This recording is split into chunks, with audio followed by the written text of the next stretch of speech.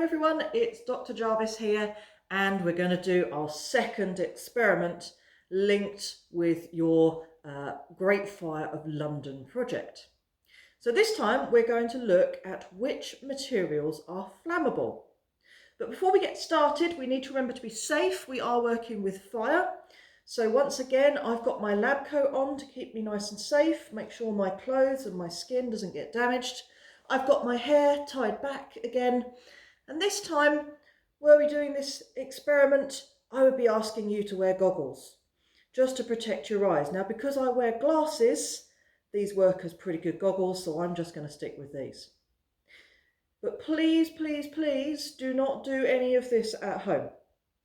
I'm keeping myself nice and safe, and I want to keep you safe as well. So the equipment that we've got today, first of all, I've got a Bunsen burner. So in the times of the Great Fire of London, they would have had candles and oil lamps, and they also had ovens for making bread and things like that. So this represents that source of heat, that source of ignition that would have been there at the time. Now I want to keep my fingers safe, so I've got a set of tongs for picking things up, and I've got the heat-proof mat on the bench again because I don't want to damage the bench. So thinking about all the things that would have been in London at the time of the Great Fire, a lot of the houses would have been made of wood and straw. So I've got a piece of wood here, and I've got some straw or hay.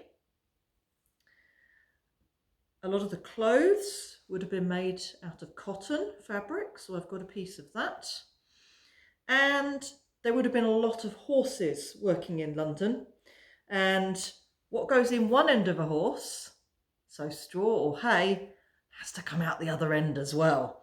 So I couldn't get hold of any horse poo, so what I've got instead is some very similar stuff. In this case, it's little pellets of poo from rabbits. So we're going to try burning each of those things, and I would like you to make some predictions before I do that of what you think is going to happen.